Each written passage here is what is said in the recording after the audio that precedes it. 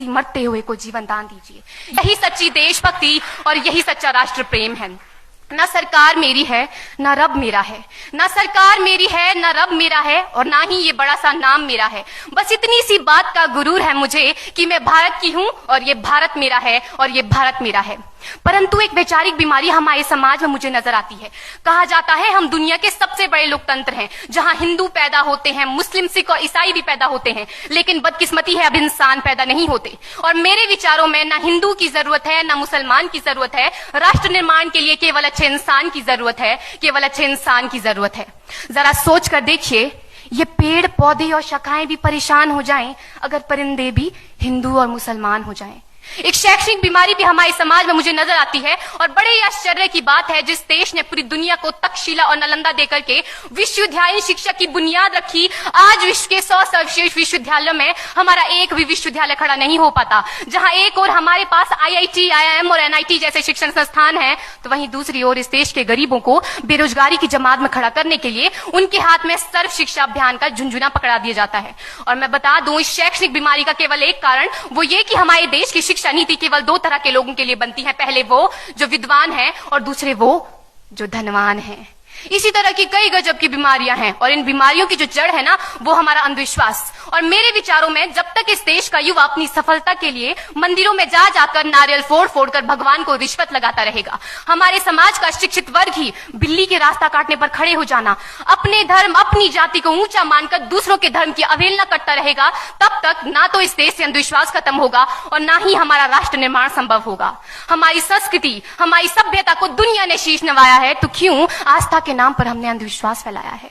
मेरे विचारों में हमारा राष्ट्र निर्माण तब संभव होगा जब इस देश में महिलाओं की पूजा नहीं, उनकी इज्जत की जाएगी। राष्ट्र निर्माण तब संभव होगा जब हम जातिगत आरक्षण नहीं बल्कि सामाजिक सशक्तिकरण पर बात करेंगे।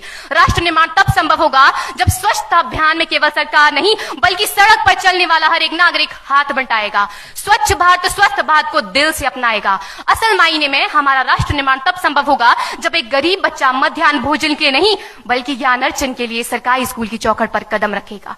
और हमारा राष्ट्र निर्माण तब तक संभव नहीं होगा जब तक एक नागरिक नैतिक रूप से सटीन, चारित्रिक रूप से भ्रष्ट, मानसिक रूप से दिवालिया, धार्मिक रूप से अंधा, राजनीतिक रूप से गंदा, स्वैच्छिक मान मूल्यों के आंकड़ों में जिन्न शिन्न पैपंदमयी अखंड भारत को खंड खंड करता रहेगा, तब तक हमारा राष्ट्र निर्माण संभव नहीं होगा। बड़ी बड़ी बातें नहीं, छोटी छोटी कोशिशें करनी होगी, क्योंकि ठोकर हमें पहाड़ से नहीं पत्थरों से लगा करती है।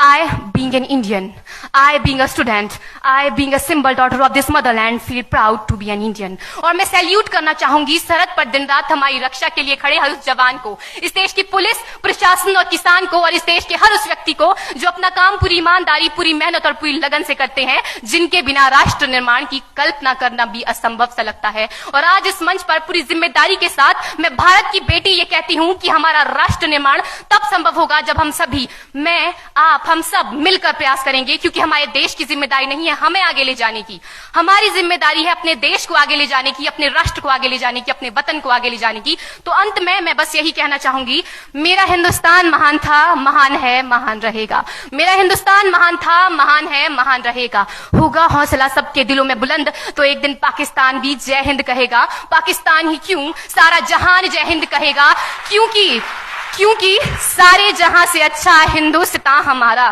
सारे जहां से अच्छा हिंदुस्तान हमारा, हम बुलबुलें हैं इसकी, ये गुलिस्तान हमारा, ये गुलिस्तान हमारा। जय हिंद, वंदे मातरम।